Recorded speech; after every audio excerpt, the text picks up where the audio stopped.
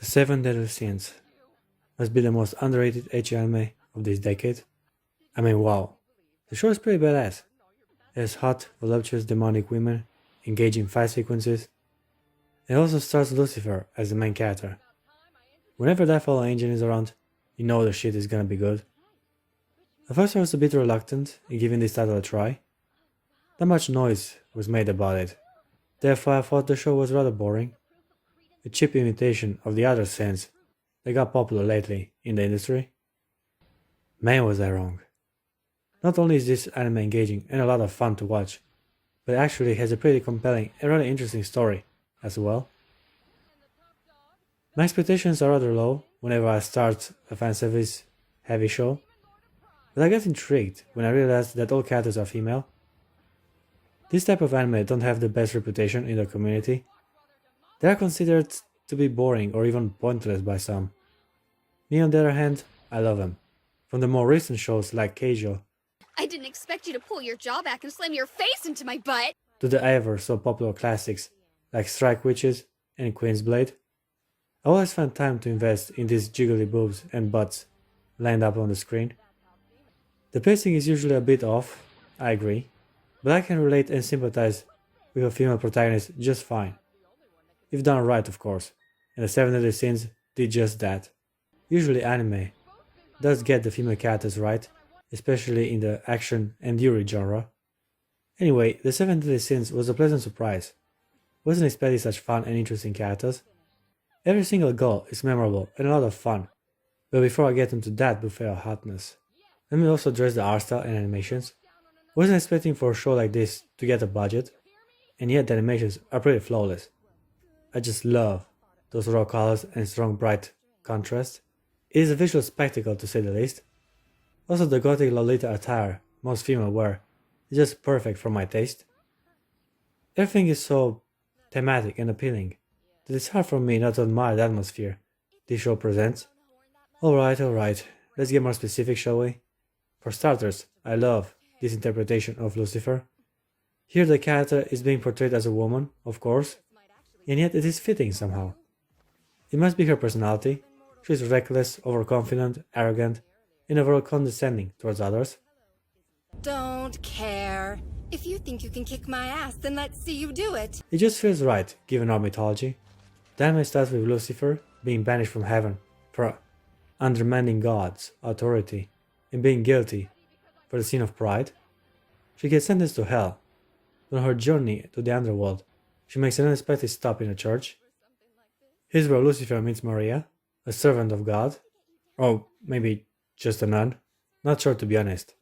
But the point is, she has strong faith in her beliefs, which made her able to interact with a fallen angel. Lucifer was fascinated with her, and right before falling into the abyss, she gave Maria a little gift, which will come into play throughout the show. Finally, we arrive in the lower circle of hell, where the Seven Deadly Sins reign over the domain. Here's where the show gets smart, since Lucifer is also the embodiment of pride, and Leviathan, the demon of envy, is not yet part of the sins. They had two extra sins to the list. Belial, Lord of Vanity, and Astaroth, Lord of Melancholy, are the ones currently owning the spots. Otherwise we get some pretty decent representations of the other fatal flaws of humanity. These girls are hot. Sadly, I dislike the ones with huge, disformed tits. Don't get me wrong, I'm a huge fan of both.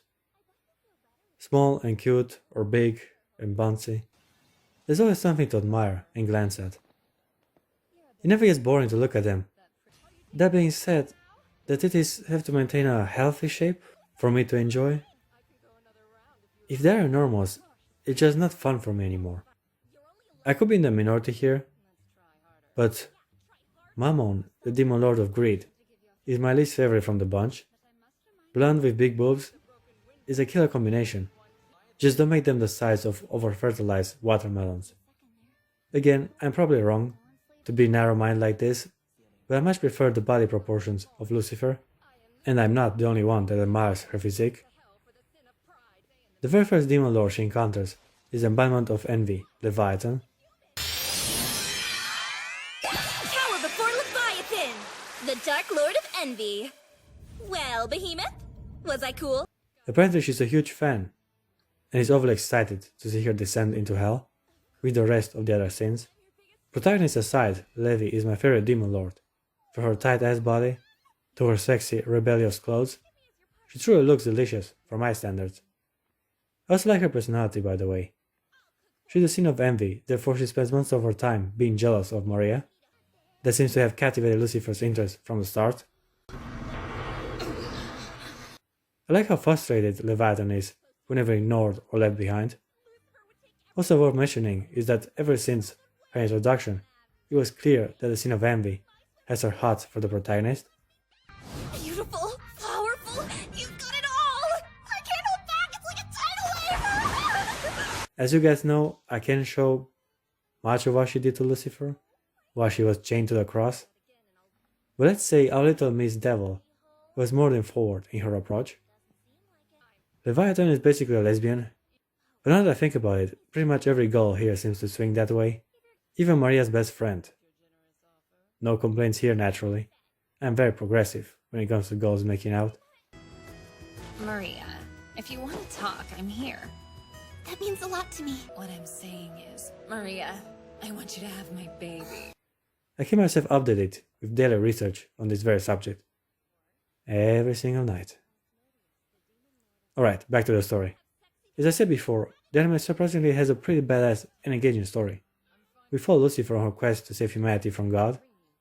They wants to punish us again for being naughty little boys and girls.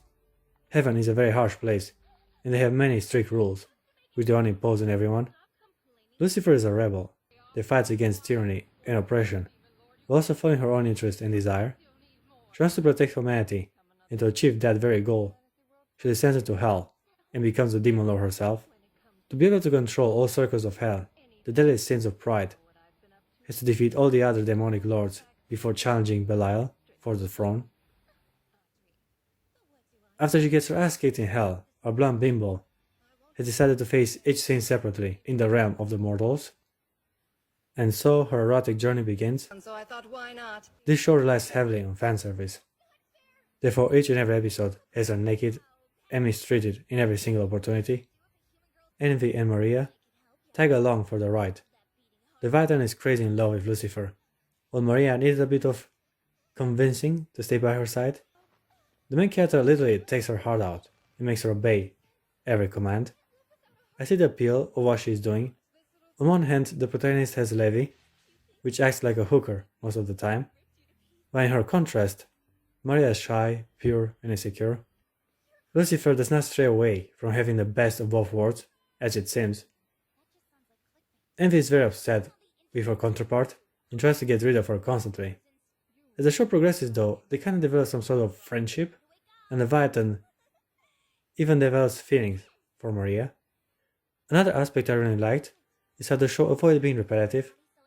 Dealing with lust was of course all about sexy time, which was to be expected given her deadly sin, and yet confronting greed was sort of similar unfortunately. Not so much about the money as it was about her body. Starting with gluttony, things got a little more diverse. Lucifer really starts to shine, pun intended, as she's willing to challenge each sin on their turf. She agrees to enter an eating competition against Beelzebub, she accompanies Astaroth in a concert, and even plays an online game against Belphegor, the sin of sloth. The main character defeats the others on their own terms and proves her superiority. She earns their allegiance. This shows how the protagonist is always up for the challenge and ready to learn more about the life and the other beings. She likes the unknown and having adventures, something that obviously wasn't tolerated in heaven. The confrontation with Satan, the demon lord of wrath, was a bit more straightforward. That's the Demon Lord of Wrath, Satan! Your kind isn't welcome in the Hall of the Mortal Sins! They basically hit each other very hard, until one of them yelled. The way they decided to have the duel on the moon really reminded me of the fight between Asura and August from the Asura's Wrath video game. Even their personalities kinda match. The main character is straightforward and on a path for revenge, while the other is enjoying the sport of combat. Lucifer wins of course, which leaves only the leader between her and the throne of the 7 deadly sins.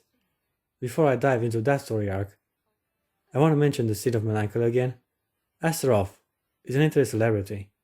She records her song in private, cause she's too shy to perform in public. The main character kinda makes Astaroth overcome her insecurities, as they end up singing a duet on the stage at the end of their battle. Fair enough, Lucifer. It's nice to see Lucifer help her opponent if she has a personal obstacle to overcome. And yeah, I do like how the Demon of Melancholy sings as well. Your shit is about to get wrecked. I don't know if you're crazy or you're really just bored, but you shouldn't pick a fight with a demon lord. It's time for the Sin of Pride to return to Hell and claim her throne. Again, the show actually presents some badass looking environments as Lucifer is traveling across the 9 rings of the underworld. It looks like a horror anime in some ways. This is a rather impressive representation of Hell. Look at this, a giant fighting a flying whale on a sea of blood. How much more metal can this get? Guess it's about time for me to also mention that Lucifer has a rivalry with Archangel Michael. She's the one that banished her from heaven, and now Michael came to hell to finally settle the score.